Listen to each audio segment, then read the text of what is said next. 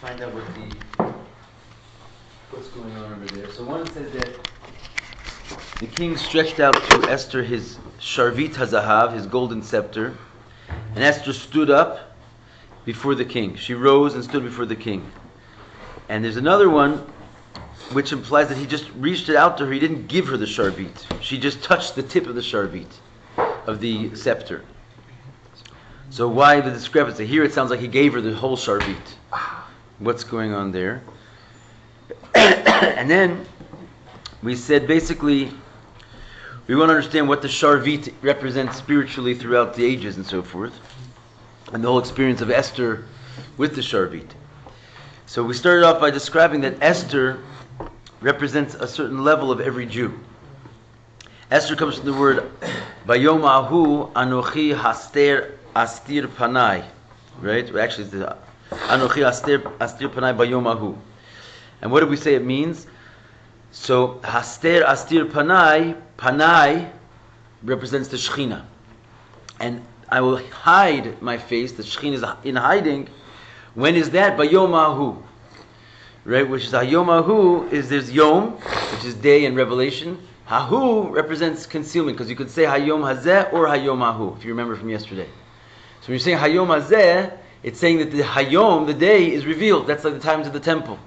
Hayom Ahu is your Yom is in a state of Hahu, which is a concealed level of day, which is the Gullus. So Bayom Ahu, on the day when the Shechina is concealed, basically, so or when the day of Gullus, Astir Panai, then the Panai, the Shechina, is in exile. And that's not only just in a general worldly sense, it's also in inside of every Jew, we have a level of the Shechina. And your Shechina can be in a state of exile. And therefore it remains makif, which means if you're able to get the godliness to come out of every pore of your body, essentially by acting in such a way that your thought, speech, and action, and your heart and your mind are like basically flowing with the 613 mitzvahs, then you're in a state of like a personal day, a personal revelation. But if not, you go into the state called Esther. That's when a Yid is called Esther. Because basically it doesn't mean you don't love Hashem, but it means that your love is what we call makif, which means it's sort of subconscious and it's not coming out. And this is the state of Esther, of every Jew. So basically bringing it to a state of revelation is not equal by all people. The Esther inside of every Jew is equal by all people. But the act of basically bringing it out and showing your Esther, bringing it from concealment to revelation, depends on the avoda. So Esther is like potential. Esther is it's the ava mesuteres. It's the hidden love that Tanya speaks about inside of every Jew. Sometimes we call it like the pinta yid, the essential Jewishness of yourself. But then it has to be brought out. Cool scarf. Love it. It's online. Belongs to the prophet. Wow. What's that? Nothing. Keep going. Unrelated. Then we said that to explain all that, first of all, we brought a pasuk at the end that said, there's a pasuk referring to the Geula, where it refers that where the Bayom Ahu comes out to becoming a Zeh, Hine Elokeinu Zeh. That in the future, that's the whole Indian of the future is that we're going to bring out the Hu to the Zeh, and this is the God that I waited for, right? Asher Kivinu Lo, that we waited for him. Okay, anyway, we went on to say that the sages said that all the holidays of the future will become nullified. What do we say that meant? Every day will be like Purim. So that the gilui of each of the chagim, now it's like a light in a dark room, but it'll be like it'll be like lighting a candle in the middle of the day. That's very good. That's not Purim, but close. But Purim will not be nullified. So all the holidays of the future will be nullified, but not Purim. And exactly as Ariel said, because right now a holiday basically shines up the darkness of the exile, whatever it is. Even at the times of the temple they had the holidays, but the light in the future will be so strong that the light of the holidays will be unnoticeable, because every day will be like that. But Purim will still be noticeable, because the light of Purim is so great that even in the Geula, it's going to be more than It's Wow. all the other days, Wow. including the holidays, which will be nullified. Wow. That's awesome. What about Shabbat? Shabbos is going. What does that mean? Every day will be like Shabbat. Everyone's going to be Shabbos. Yom We're Shakul. not gonna have Shabbat? No, we'll have We have Shabbat. Shabbat every day, so We'll have once a Shabbat. week. Yom Shabbos. Shakulu Shabbos. It's Shabbos, Mindu. you can have chillin' all day Chillin' long. every day. Yom Every Shekulo day. It'll Shabbos. be the same as Goyville. What? Far from it. If there's no opposite. Shabbat and every day's the same, The opposite. No, it's Every it's day gonna will be be a we're gonna different be Shabbat. in Shabbos. Yeah. Don't need Shabbos anymore. We don't much. No, I'm serious. Like think when about are we it. gonna rest? Yeah. Huh? When are we gonna rest? When are we The not whole- going to rest? That's the question. Yeah, the whole thing is Shabbos. We're going into the 7,000th year. So really put it like this. I mean, This that you're having Shabbos right now, you only think that it's Shabbos. Because really, this what is the seventh day, right? You have the 7,000 years, which is the world. So each little week is like a small microcosm. This is actually serious what I'm saying to you. This little week, okay, this little week that we have, it's like a little mini of the entirety of creation, right? We get like a small taste of the whole 7,000 years every week. So the first 1,000 years of creation was all chesed. The second 1,000 years of creation was all gevura. Because what's the proof of that? The first 1,000 years of creation, people lived for 1,000 years. There was basically no punishment. They were just allowed to go because it was all chesed. The second 1,000 years was the flood and the dispersion. It was like harsh, you know. The third 1,000 years was basically the Beis Hamikdash. Whatever. There's a whole. Or was that the 4,000? Anyway, way. whatever it was, there was a whole layout that each 1,000 years is representative of a certain midah, which means that every time we have a week, right, we're living through those midas on a miniature scale. What does it mean? That when you have Shabbos, we have not actually experienced Shabbos in the world, even once, properly. Because that midah of Shabbos is the seventh midah, and it only comes out in the 7,000th year. Just what? Hashem gave us a gift. And He allows us to have like a tiny little taste of Shabbos once a week, because we have this microcosm thing going on. But it's really just a taste of something that we've never really had yet. So when you talk about the 7,000 years, and every day will be like Shabbos, it's not a joke like where the weekdays go. That's finally we're going to experience Shabbos, which we have not yet experienced until such time. So we only experience like a small taste of Shabbos in the meantime. We're not gonna have mitzvahs? Mitzvahs. Okay, so he says No. over here the next thing. There is a stage where mitzvahs will be batul in the future as well, but we're not speaking about that right now because here he says that there's two things that will not be nullified in the future: the holiday of Purim and halachas. And the whole thing is that he brings them together. What do these two things have to do with each other? What's the connection point between halachas, which it also says will not be nullified in the future, to Purim? Okay, but basically, we're going to understand it more. That was a good More explanation. deeply. Thanks, man. That was awesome. Okay, so we have this Inyan that Purim and halachas will not be nullified in the future. Then we went further to say that what is Shabbos and Yom Tov presently? It's Aliyas HaOlamos. So this is where the class yesterday sort of took like a turn into a side point, because we wanted to explain what it means Aliyas HaOlamos. So what did we say is Aliyas HaOlamos, which means the elevation of the worlds? Does anyone remember that? We spoke at length about it. was it? The worlds go up. We said, what does it mean the worlds go The up? world goes up in Shabbos, like everything in Shabbos, like a It different was dimension. the world's. Like people have a different heartbeat, like pulse and stuff. Shabbos, like their eyes dilate like differently or something. Yeah.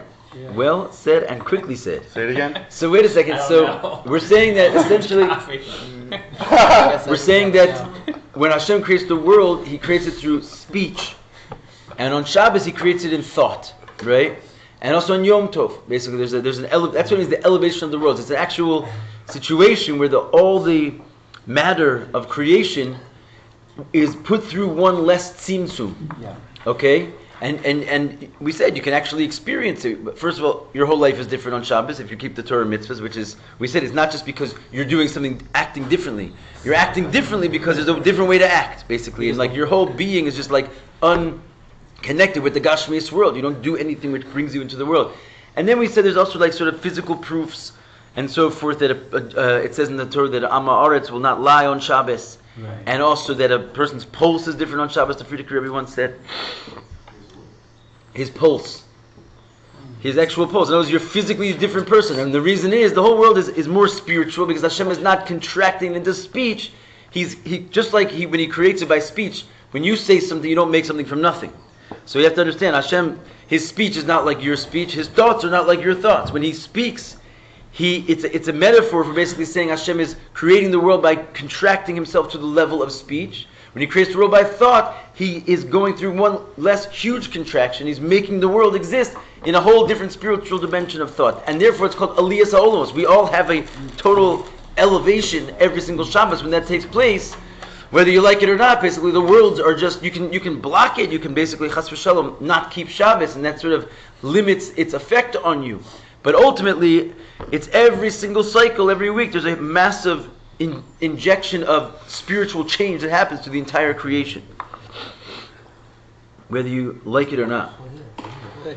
You like it? Yeah. Okay. I heard that by the Shem Tov, he was taller. What? There's a story about that apparently he had like different. Wow. Don't believe every... No, I'm just kidding. Yeah. Okay, so... If you believe every. So anyway, this is called the Aliyas HaOlamos. So what is going on Shabbos? So we're trying to understand, what does it mean? All the other holidays will be nullified. What are the other holidays? An Aliyas HaOlamos. There's Shabbos and Yom Tov, so the world gets elevated to this level we just described.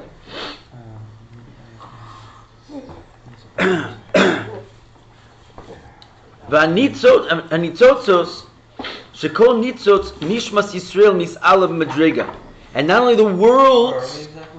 Yeah, 1, 2, 3, 4, 5 lines down from the second paragraph on page Tzadik Dalet. So what he's saying here is, not only the worlds go through this experience, but the souls as well go through this experience of not being, because we're in the world, of not being contracted down. So there's also an elevation in the nitzotz, in the spark inside of every single Jew, that he goes up a level. Because of the light of Hashem, which is revealed at that time. What time are we talking about? Shabbos and Yom Tov. V'nisvasev behem ora v'simcha v'chedvas Hashem. And it suddenly gets added for them light and joy in the joy of Hashem. La'alit ha-neshamos l'davka bo, to flame up the souls to cling to Hashem Yisbarach v'yeser seis, with a greater measure than they're able to during the weekday, because there's literally the chains are taken off of you. Your mind is much more expanded. You're in a different spiritual state. It's again, it's not something that you necessarily do to yourself, although there's ways to prepare yourself for it and basically utilize it to the fullest. But ultimately, there's just an opening, like we call it, like sort of the simple parlance. You have an extra soul on Shabbos. Well, that's what this extra soul is.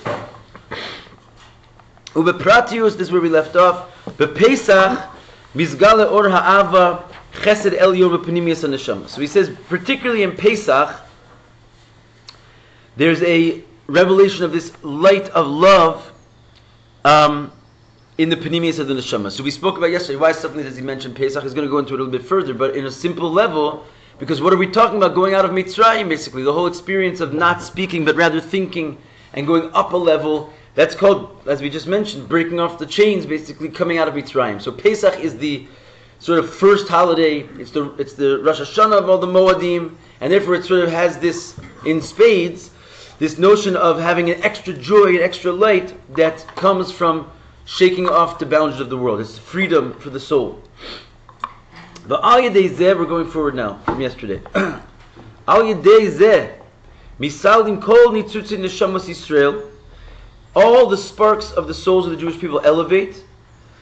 L'orer es ha'ava rabba Hashem, to enabling them to arouse the great love for God. In other words, coming out of Esther into a state where you can actually experience your love for Hashem. V'lidchos kol ha'onim u'mavatlim, and is as importantly to push away all of the things that hold you back and would stand to nullify that love from coming out. In other words, there's like a power that's granted to you because like we said by Shabbos, Vayachal Elokim, right? That Elokim stops. So Elokim is a sort of force that's working against you to hide Hashem from you. So since that stops, Vayachal Elokim, so then it's not just that you suddenly experience this great love, it's that the forces which are working against you are nullified. That those forces that are working against you have their own purpose for being there, but you need a break. You need an elevation. Hainu hadavarim shem hepech v'neged avas Hashem. What are these forces against you? They're things that are the opposite and opposing the love of Hashem, which is essentially taivas gashmim lachpia sitra achra. And these are your physical attachment to the world, right? And therefore you have to have hiskafia of the sitra achra. What's hiskafia? Hiskafia is subjugation of the sitra achra. So in other words, you are given an extra power to have this hiskafia. Like he mentioned, for example, just a moment ago, Pesach. Right? And so he doesn't say this explicitly, but it's kind of tied in. Pesach on one hand is like the ultimate freedom for your soul to experience this elevation, literally going out of mitzrayim. Mitzrayim, of course, represents constraints. Yeah. But in addition to which, it's the ultimate holiday of hiskafia, because those two things totally go together. Why do you say Pesach is the ultimate holiday of hiskafia? Because your daily staff of life, basically bread, which is something that it's not supposed to be prohibited. It's not something you have to subjugate yourself from and hold yourself back from. The staff of life itself becomes something that you're not allowed to eat, right? Your daily bread, you can't eat your daily bread. It's not like you're having some kind of a chumrah on some, wild passions that you're not supposed to be getting involved in. It's bread, So why does the Torah make bread the most fundamental thing suddenly usher for you? Because because you suddenly have this power that you don't need anything from this world. Even like your regular daily routines, you have the intrinsic power suddenly to just push them all away. And it's indicated further that that's like the message of the Pesach, because it's usher b'kol shehu, right? You're not allowed to eat any tiny drop of it, which means basically the Torah already gave sort of extra stringencies. Usually when you don't eat, like the prohibition of eating food is not chayiv kares. You don't get a punishment of being like cut off from the Jewish people for it. So it's the Torah set like an extra stringency on the punishment. Then the Rabbanin took it a step further, and they said, you know what? We're going to make it so that it's even more strict than every other Torah prohibition. We're going to make it so that you can't even eat any of it. In other words, whereas al pi Torah, if you have an amount smaller than the official measure, it's not usher, right? It's not the same. In other words, it can get nullified theoretically in a mixture. But the Chachamim made it so that it can't ever be nullified in a mixture. The tiniest. Why did they do this? We don't find they did this by any other Easter. Because the Torah showed them the way. The Torah already said there's something crazy going on. I'm taking you the staff of life, which anyway should not even be an Easter, and I'm making it Asr. And not only that, I'm going to make it Asr Chayiv Kares. So it's pushing, and then look what Yidden do. We go way, way beyond this, and we start scraping the bottoms of our table chairs and making our house look like a spaceship, you know what I'm saying? Pesach. And why is that? Because we're taking it even further. Because why? Because it's sort of like the secret of hiskafia. You are more machmir on Pesach with chumras that befeiros don't make any sense, right? You don't do it because it makes sense. Why don't you eat this? Why don't you eat that? And you can explain al pi halacha why that's not totally unnecessary. You say, yeah, but we're going to do it anyway. We don't act like that usually. And why suddenly we're acting like that? Because these two things go together. Because we mamash have like yitzias mitzrayim. So what do we need from the Bechlal Gashmias world? I don't even need to eat bread. I'll eat nothing. I'm going to be like a malach for 7 days. Because I'm free from anything like holding me into this world. So all of a sudden these chumras come up as like an automatic response to actually your soul's being free from any physicality whatsoever. So it goes together. Kamosha kasu maka mitzrayim bivchoreihem ki liolam chasdo.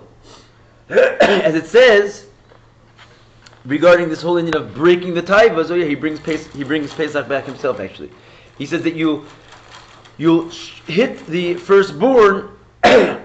You'll hit the firstborn of Mitzrayim, right? And what is the firstborn of Mitzrayim? Mitzrayim is your constraints.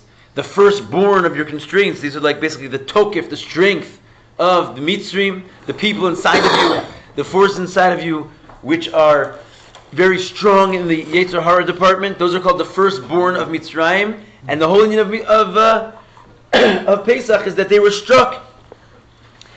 And if you want to go even deeper, like Al Pi Chasidis, they themselves struck their own people, which means that basically you could turn the firstborn of Mitzrayim against themselves. And it was, what would normally be the intensity of your own Yetzer Hara is busy striking down Mitzrayim. They went and made a war with their own people. The Rabbi has many sichas about this. But the idea is that you're so free from this that the normal agent inside of you, which is sort of an agent for bad, it's free from it, and so it can go and fight and help you overcome your battles and so forth. This is a power that you get from the Pesach. Wow. Is that like transformation of dark to light? Yeah. Anybody want water? No, it's okay, thanks. Want more coffee? At least giving. Yeah, I'll take a drop. Thanks. You want some pancakes? You want sugar? Sugar? Yeah, no, thanks. Pancakes are good though. Can I ask a question? Yes, Mike, indeed. You can say this is not the right time for the question. But recently, I'm asking because you said what you said about humras, what you said about like food. Yeah. So recently, I saw something where someone said eating something that's not called Yisrael is a blemish to the neshama or something. That's true. So how It tampers with your amuna, which is a very serious thing you don't want to tamper with. So is this somehow related to this? Well, anytime, thank you so much. I don't understand it. Anytime, what, you don't, oh, because it doesn't make any sense? No, I don't understand it. Eating non-Jewish milk. Oh. I don't know if it's, I don't think it's something, like it doesn't make any sense? I don't understand it. It may make sense, but No, I think the idea is that, just like, for example, if you eat matzah, it's called nema de mehemanusa, right? It's called the bread of faith. When you eat matzah, it helps you with your faith. In other words, does that make sense? No, it's flour and water, right? And if you eat it the Thursday before that, it doesn't help you with your faith. But the point is that there's certain foods, there's certain kinds of spiritual, every mitzvah is connected with a certain body part and a certain soul part, right? We don't know most of them anymore, but there's 248 mitzvahs, which correspond to the 248 parts of your body.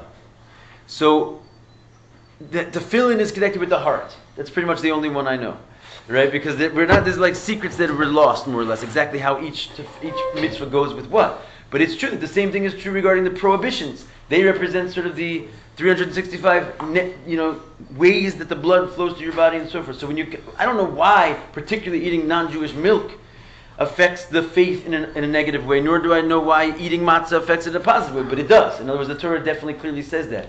So, it's just something, each Easter has its own sort of snag. You said a few minutes ago that food does not cut off your neshama or something. Or maybe I didn't get it right. Food. You said something that you're not cut off from food. Oh, you don't get chorus. I see what you're saying. Yeah, it's not chayiv chorus. That's true. Okay, and I don't know exactly what even that is. It means basically but all of this is distancing theoretically yourself from Hashem. No. Doing negative things you're not supposed to do. Yeah. Right. So I don't understand. But it is the case. It is the case. Food does distance you. If it's prohibited food. Blemishes. If it's again, we're talking about non-Jewish milk, which means al pi halacha, you're not supposed to eat that. It's actually not. Right? No, but the statement was Chalav Yisrael. No, not Chalav Yisrael. It was. That was the statement. No, Chalav Yisrael. It's just very tasty and lovely. That was not, that No, was, Chalav the Yisrael. No, statement was no, it wasn't Chalav Yisrael. It was Chalav Nachri. It was Goyish milk, not Jewish milk. Jewish milk you can have, eat gesund. You can have as much as you want. Wait, so it doesn't have to be Chalav Yisrael. It just has to be. No, it has to be Chalav Yisrael, not the opposite. But there's milk. For instance, in America, there's milk just OU dairy. No, but then there's different But things. it's actually- Is that Jewish We milk? could talk about that. No. It's actually. So that Yeah, you should only eat special milk labeled Chalav Yisrael, and otherwise don't drink milk. Okay, fine, but that's important. We got to worry about Yaron's diet here. Actually, with a mother, their blood becomes the milk. It doesn't. All right, let's go on. Chevra, we're getting lost. We lost actually a handful of people over here. Where's everybody? Smoking City. Okay, see, that's definitely not the time for that. It's okay. Okay, so can we go on? All right, so the idea is like this. Okay, after the striking of Egypt at their firstborn. Perush, what does it mean? Shebichdei sheya'ir la'olam ora chesed elyon, in order to really shine, allow there to be shined into the world, shown into the world. This chesed, which we're saying is like the Pesach light, like this freedom, right? Therefore, there had to be a hikab b'chorei mitzrayim. There had to be a striking of the firstborn. Shehem hem. They're the hefech mizeh, right? These firstborn of Mitzrayim, which are inside of you, will not allow the light to come out. So the striking of the firstborn, if you recall, it happened on Shabbos Hagadol, right? It happened on the Shabbos before we went out of Mitzrayim. And that's not just fancy timing. That's because in order to have the experience of the Pesach, to have total freedom, and your soul comes out of its contractions, there first had to be a striking of the firstborn of Egypt. It was the hiskafia piece is going to hold you back from experiencing the light. It's one or the other. That's why you start your whole Jewish year basically with this as well. It's teaching you a very deep lesson in terms of what is primary and what is secondary in Avodas Hashem. You can't really have a great spiritual Jewish life and be holding on to your taivas at the same time. Right? That's why you begin by not eating bread at an extreme level of religiosity, right? Because that's your entranceway to freedom. So long as you're basically held down by the physicality of the world. Now, I'm not telling you to not try and do all the mitzvahs even if you're stuck with your taivas. Okay, listen, you got to be where you are. But the point is realize how important it is. The real avoda is to try and pull yourself away from these things, because striking the firstborn of Egypt, it was the secret recipe of why we got out of Egypt in the first place. Because the freedom comes from holding back these physical passions. When you say bread, you mean Pesach. Yeah, because that's the beginning of your Jewish year. And the piece about the firstborn, them turning on themselves basically. So kol shekain, if you can do such a level of hiskafia that it becomes hapcha, so then you're a tzaddik. Go even further. But I'm just saying, without dealing with the mitzrayim and the firstborn of the mitzrayim and basically like putting them in check and destroying them in yourself, then it's going to be very difficult to go out of Mitzrayim, perhaps impossible. Because the freedom is based on Vayachal Elokim. There has to be a limiting of the Elokim, of the force of Gevurah inside of you. That's part and parcel of the elevation of the worlds. Like we said by Shabbos, Elokim is the Gevurah agent. I have a question. Yeah. Okay. Oh yeah, you know. There's one more. Is that also why it was on Shabbos, Dafka? Nice. Could be. Yeah. So like breaking our passions. So hypothetically, let's just give an example, like coffee, right? Don't start with coffee. No. So Coffee is the Shulchan Aruch, man. So coffee, can you like if you need coffee to serve Hashem, to daven or like wake up and pray, is that okay, or do you have to totally break up from all bodily passions materialistically? So like coffee included, you can't really, if you want to break. I'm just asking because like.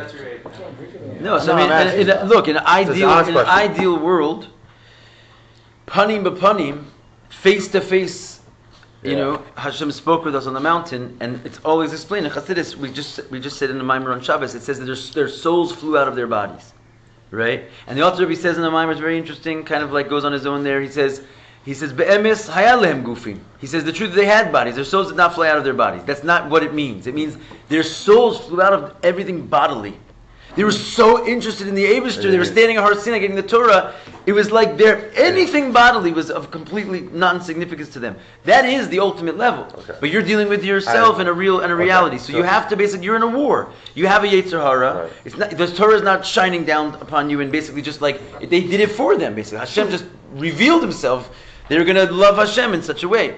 With a regular person, you have to pick your battles. You have to slowly refine yourself. Take on things, quitting things has a very good effect on the person. However, you have to be careful, because if you try and quit too many things too fast, you crash and burn. Right. So theoretically, you quit everything, but you're not going to get very long. Okay. You're not going to get very far with them. Yeah, sure. Opinions. We love opinions. In my very humble opinion, I don't believe that physical thing. To some extent, you need to stop even if you want it. But I think that if you reach a certain level of attainment, it's not going to be you want coffee, but you're not going to have it because you want to be closer, because your nefesh elokit is going to understand that that's where you are and you don't need it. It won't be a struggle for you once you're up to a certain level of attainment. That's true, but if you get really into these books all around you, you're going to see that you're not just going to attain that level probably in this lifetime. Because there are people who have attained that level, but they're like our spiritual masters, like the guy on the wall behind you, and like Rebbes, right? Laser. And the truth is that it's and then of course you have to understand not to feel bad by that, because the process of being a soul who has a Yetzer Hara, who has an animal soul, strong, and doesn't get rid of it his whole life, it's not a sin. You're born like that, and you're born like that because it's a very, very special job. It's like being like a number one soldier in Hashem's army. You are fighting the battle. These great enlightened beings that we follow and we love, and they teach us Torah, they do not have that battle, and frankly, the world would not have been created if it was just filled with them. So it's really all about dealing with yourself and working through these problems that you're addicted to coffee. Although, you could have, instead of 6 cups a day, you could have 5, and then 4, and then 3. You could, right? And all I'm saying is that this is not a flaw upon you spiritually. So I'm just saying, you're right, 100% what you said, 100%. If you really were attained this level where you were standing on Har Sinai, you would not want coffee and that would be the end of it. But that's not the goal of life. You're never going to attain that spiritual level, and you shouldn't feel bad about that. Your spiritual level is that you're the warrior of Hashem, staring down this coffee, and you're going to have one less sip. And that's very, very high. It explains in Chassidus how that fight and the overcoming that battle actually draws down higher spiritual attainment than not having to go through that fight. It's not a small thing. It's a great thing. And back to what you were saying before, you were saying that the physical restrictions, for example, on Pesach, those are in order to allow us to become close in a spiritual sense. That's right. Because we have to subdue our passions, and Pesach is just a great handy holiday. So the restrictions are an expression of freedom in what sense in that way? Because you're restricting only your animalistic pleasures, which in and of itself gives freedom to your spiritual pleasures. Right? Your soul is not strong enough to just stand up and throw the animal down. You actually have to deal with the animal and contain it and train it and tame it and so forth and so on. And the more you do, the more you give rise to the ability for your soul to come out and experience itself. But that's the work, basically. And you know what? It might be that you go through your whole life and all you ever get to is the training. And the actual, lion doing its tricks, you might only see in Gan Eden. But don't also be, dejected from that. Again, we have to get excited about the service of Hashem that is actually in our hands to do. This whole life is going to be here and gone in a second. So you have to realize you have a special super mission, and the mission is to subdue yourself. And in doing that, yes, you will have a taste of freedom. Whether you're going to experience that freedom in the form of mamish lights and mysticism, hopefully, invite me. Okay. Sounds good. So can we go on? Can we go on? Let's go on. Okay. So anyway, regarding this, it says this idea of hitting the firstborn. This is a nice little piece here, and therefore removing the obstacles. Kamosha Kasuv Mizos Ola Min Midbar. It says, who is this coming up from the Midbar? Ketmuras Ashan Miktores. Ketmuras Ashan Miktores. It's like a pillar of smoke from Ktoris, right? So Hashem is sort of looking. You can imagine the scene. He's sort of looking into the desert, watching the nation coming up. He said, "Who's this coming up from the desert?" They're like a beam of spiral of smoke coming up from the incense, right? That's how he described us. And then he goes on describing us in 3 more ways. He says, "More ulevona mikol avkas ruchal."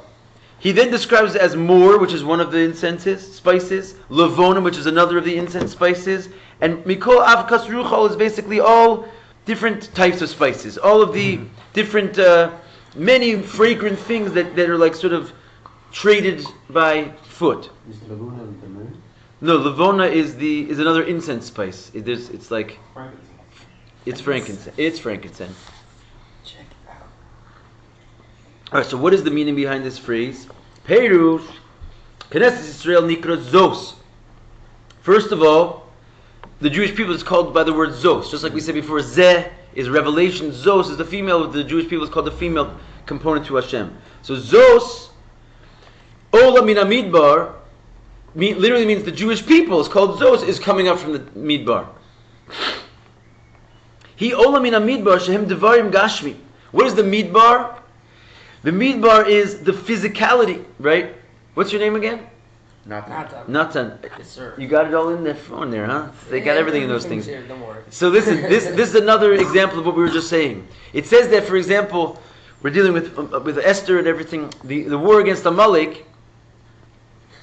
Okay, the war against Amalek, right, is basically this notion that we were coming out of Egypt, okay, and Egypt is the full constraint, ultimately going to the land of the promised land, which represents a Eretz Tova or Rechava, a broad land, the exact opposite of Egypt. Egypt, the name of it is constrained, and Eretz Yisrael is broad, which means it's the ultimate freedom. But in the middle, there's the Midbar.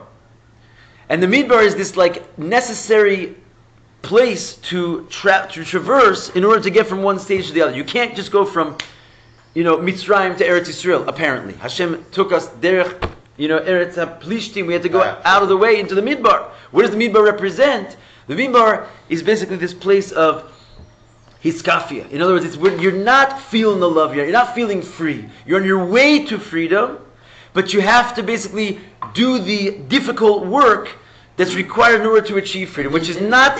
what's that? They were at Har Sinai and they were at that level. They didn't need all that. Well, it didn't become really... It was, again, at Har Sinai, but first of all, they didn't get to Har Sinai in a day either. Wow. There was also a march through the desert. Wow. Okay, so that's one thing. And second thing, even though they got, so to speak, spiritually enlivened at Har Sinai, it's true, but what happened 40 days later, they fell from that level. Why? Because they didn't really earn it. They were shown like a sort of like, as I said before, if Hashem is going to shine himself to you, you'll also stop drinking coffee in an instant. Like that won't be a problem for you, right? But as soon as he takes his shine away, you're basically just trekking through the desert again. So it wasn't that they attained per se the level of. They were given that because they were shown on the way. Like here's where you're going. Keep on the road. Just like sometimes you will have a spiritual experience. But you shouldn't necessarily take that to mean that you're now spiritually uplifted. Hashem is giving you like a sort of like an insight to keep you motivated and to move you and to arouse you so that you keep on the road. But the idea is that there is this desert middle ground, and what's the desert? It's like it's a trek. You know what's right for you. You're out of mitzrayim. You're not going to go do those things, but you're not doing it from a state of love. It's exactly what we were just talking about. This is the whole Indian of the Midbar, the middle point between Israel and Mitzrayim. So this is explained in this verse. Why in the Midbar are we like this smoke of incense? What is the symbolism there? He says that basically Zos refers to Israel. Ola mina Midbar, we're coming up from the Midbar. What's the Midbar? All the physicality, like basically Midbar is a place where nothing grows. So it's like a place which is bereft of Kedusha and holiness. You're coming out of there. All the things that Asher lo la Hashem hema, that you do in your life that are not for God. Basically it's also called the Midbar, the place where it's not a godly place. Shem domim l'makam Midbar Shamema. And it's compared to a wasteland, basically. But all the things in your life that are not mitzvahs and Torah, just stop playing around with your speech and your thoughts in areas that don't need to be played around with. That's just a wasteland, basically. You've just planted seeds into a place that they're never going to grow anything from them. Yeah. That happens in everyone's, not everyone's, but in your individual life, people can reflect how Hashem does that to get you out of something that you're in. It's like getting a thorn to take another thorn out. You can't do it. And for example, some people put in jail, they don't know why they were in jail at that time. Later they think, well, it was the best thing for me. Right. So there's certain things that happen. And personally, I can say, but I'm sure it happens to a lot of people. Yeah. And here he's saying that basically you're coming out of this place, right? And this place is a place where nothing grows. Which means all the things in your life, they were not going to produce fruits. V'gam midbar b'lashon dibur. Also, midbar comes from the word dibur. It's the same word, which is speech, right? And hainu devarim b'teli. And what that means is basically all the words you say, which are just stop nothing. You're not like in the midst of serving God. Most of the things that we say, unfortunately. V'ola mehem, and you're ola mina midbar. You come out of your physicality and your wasted time. You come out of your wasted speech. And when is that? B'Shabbosos u'modim. That's the whole experience of like coming out of the Midbar is basically the Shabbos experience, right? You put away there's all these things you can't do. You're not engrossed in the world. All the things you're not allowed to say. You guard your speech. You guard your action. You guard even your thought, hopefully.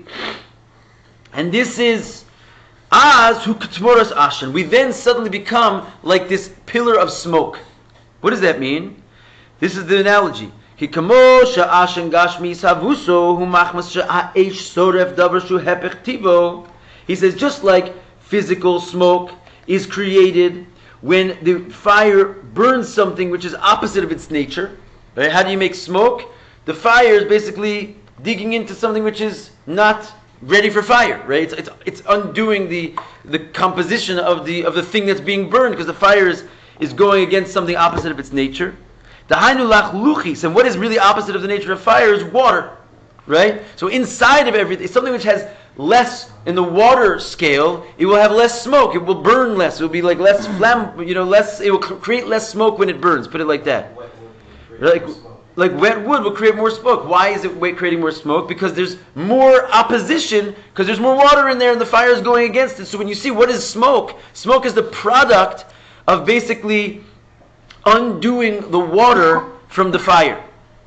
Right? Sheyesh be'etzim, the lachluchis in the eitzim, the dampness in the wood comes out in the form of smoke. The more dampness, the more smoke. Oh, b'psila shenechaz behem ha'esh, or maybe it's the wick that the eish is holding on. Whatever it is, the smoke element comes from whatever liquid or wetness there is in the thing that's burning. Shariboya ashan. Because the more smoke, it's directly connected with how much wetness there is. In that matter. So what's the analogy? So too, as it were, so this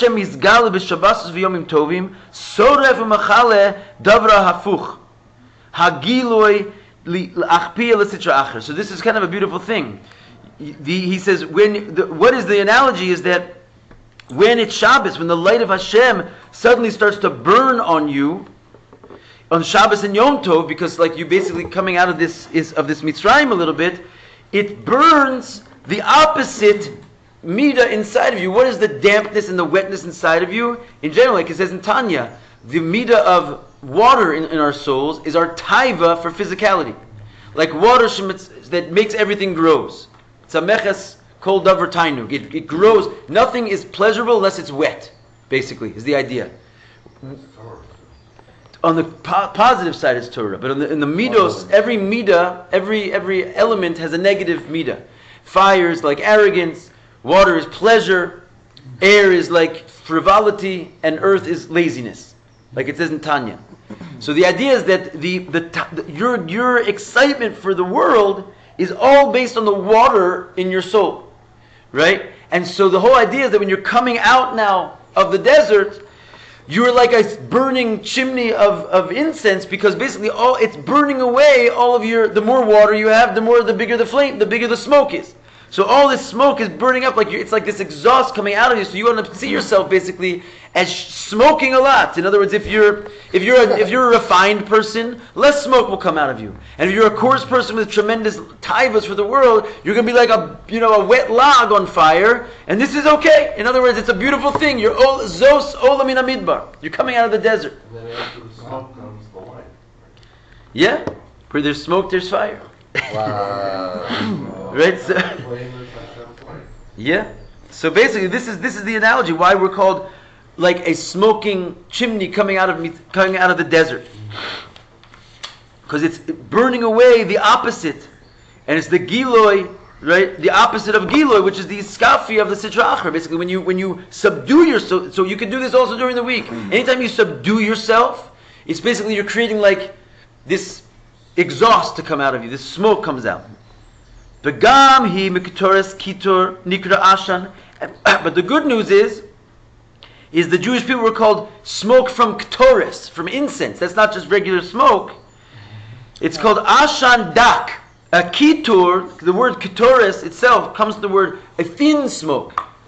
Kamo ashan magamer of a ktoris, like for example, you see that the smoke that comes out of incense is like a pleasant smoke. It's not like a harsh, thick smoke. Holy smoke. It's holy smokes. smoke. And because it's so thin and refined, the Torah doesn't even call it by the name smoke. It calls it cloud. The cloud of the Keturis. It's like a sweet type of smoke. As it says, or kisa anakatores, it says that the cloud of incense covered the Oel Moed.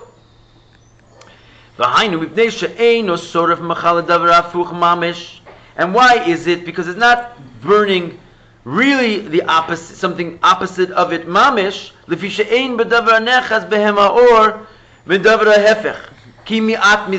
the taivas that you're burning out only has a little. It's only a little bit that needs to burn away.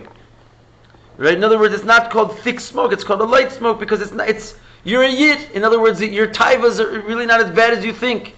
You know, there's something called a Jewish Yetzer Hara, and there's, God forbid, a non-Jewish Yetzer Hara. Why are we commanded to not eat so many things and not touch so many things? Because we actually don't have such an interest in it. It's not your interest for prohibited things. It says in the Tanya, it says it doesn't come from a Jewish Yetzer Hara. It's like a borrowed bad guy that is not really you inside of you that you just picked up from the world. If your desire for permissible things, to overeat, for example, that's a Jewish Yetzer Hara, right? but your desire for things that are not Jewish, it's bechlal. It's a foreign desire inside of you. It's not really you. You like pick that up somewhere, and therefore you can also shed it easily. So the smoke that comes out of you it's an incense. Okay, you're not so bad.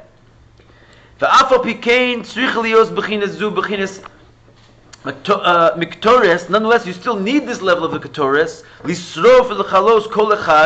Each one to burn up so according to his level. Someone's going to have a thicker cloud, someone's going to have a thinner cloud. It's a cloud.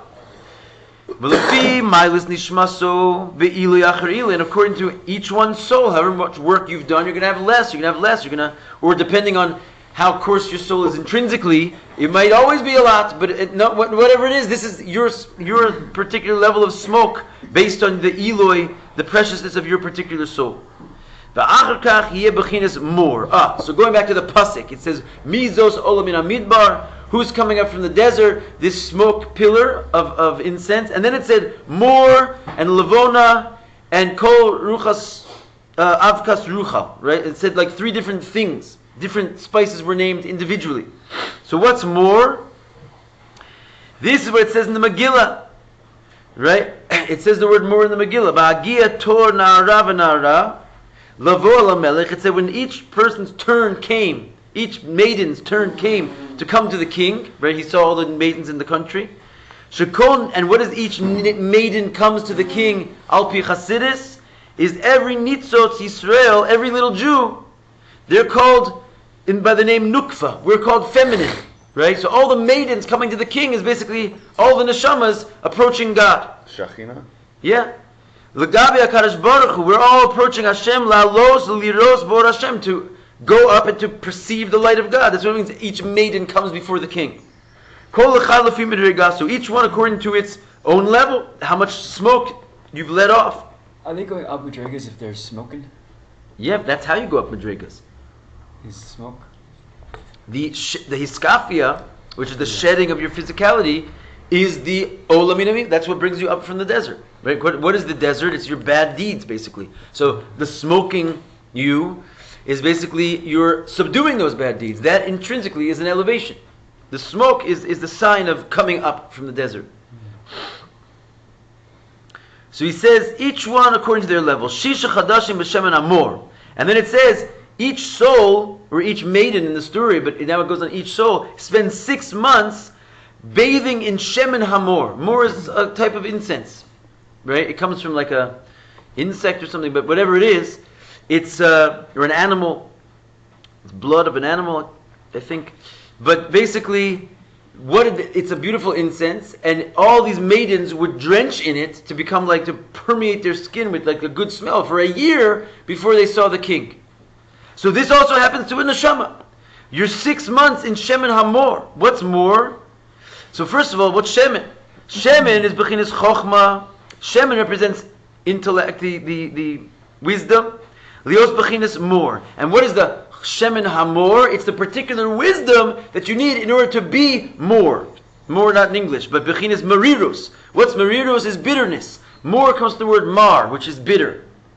Right? So the idea of shemen hamor, when you're going to be in the oil or the wisdom of bitterness, it means you're going to have the wherewithal to recognize yourself and to regret, basically, the things that you're not supposed to be doing. If you go around frivolous all day long, just like thinking that, you only have a small time in this life, so therefore instead of using every moment for the good, you say, I better enjoy myself, I'm going to die soon. That's like, the Greek philosophy.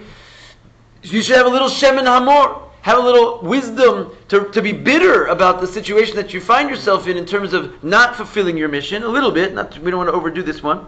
Because again, there's a big drawback in the becoming sad piece.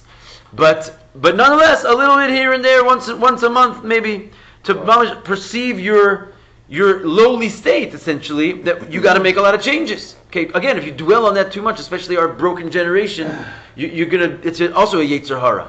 But a certain injection of what am I doing with my life in the proper time when you're sitting down intentionally thinking about that in order to make the right moves, this is called Shem and Amor. This is how you get to go before the king. You need 6 months in Shem and Amor. Midbar.